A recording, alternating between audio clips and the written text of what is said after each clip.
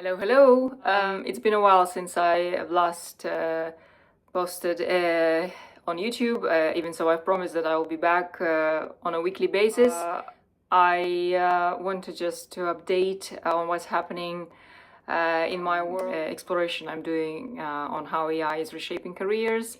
Interestingly, when I arrived from my travels, the first two news that broke out was around the unemployment rate currently in the UK is highest since COVID, and the unemployment among youth is actually outgrown whole EU countries comparatively for the first time ever. So the situation is not really bright for many people at the moment who are looking for jobs. And I think there is some correlation between AI and, of course, economic conditions overall. So what's happening on the macro level at the moment? Well, the youth unemployment is increasing. The junior roles are being really automated, and the young graduates are feeling the bite first. This is not to say that the overall population is not struggling as well. There is a real lag and growth, and professionals, I think, feeling that there's just not enough to go for. So there's not enough turnover, and people just are not changing their roles or jobs or industries, etc. It seems like AI is somehow affecting the specific companies or specific roles where they think that there is just no need anymore for specific entry level, especially skill sets. It's like AI can basically automate nowadays a lot of the things that the entry level graduates did before. On that basis, we could say that this is not the fun time to be looking for a job or trying to find your feet in the professional world as a starter.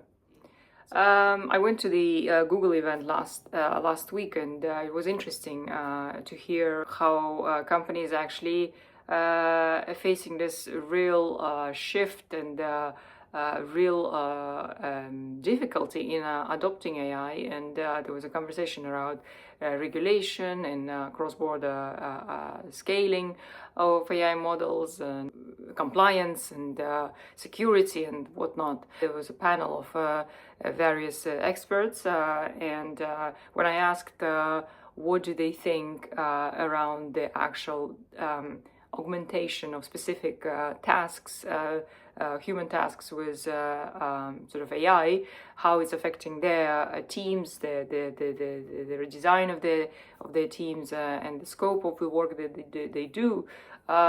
Interestingly, I've heard some very candid responses. So there was a enterprise sort of view from ERP side, where the product leader said that his team decreased from 50 people to 15 people in the last few years. So that shows the massive sort of decrease in. And he said that they don't even anymore hire QA, like quality assurance, essentially testers for his team. And I remember when I was in California years ago, I was actually really looking into taking a course and studying QA so that I can get a job there. And it's interesting that job is no longer really needed, because anything that is a checklist, AI can automate, and that's what's happened to QA jobs.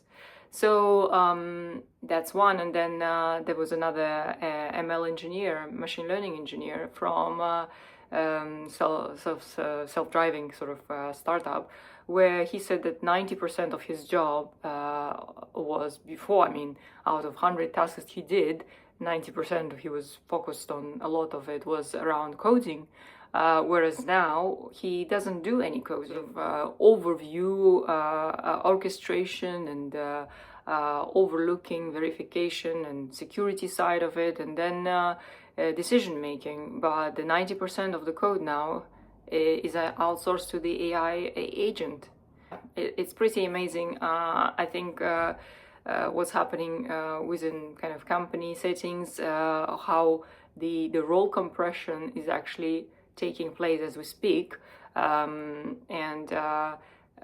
it's not yet the full automation. And yes, we are kind of I think seeing more and more sort of augmentation of the human and the machine sort of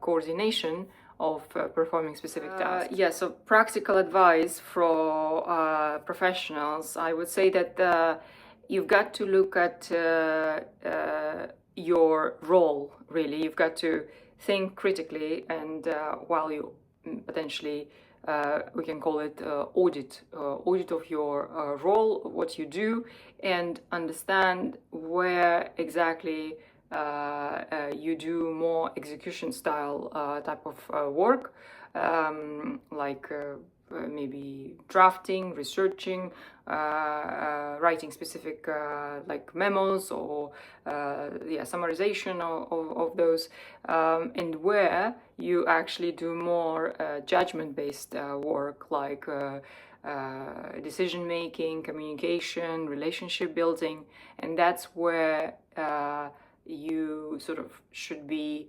more focused on going, if you want to essentially leverage those skills more, because they will become more valuable in the AI world. If you found this useful, please subscribe. I actually write about this topic in my newsletter called the Gaziza Lens, and you can subscribe. I put the link down in this video, so you can subscribe if you want to learn more and stay ahead on this topic.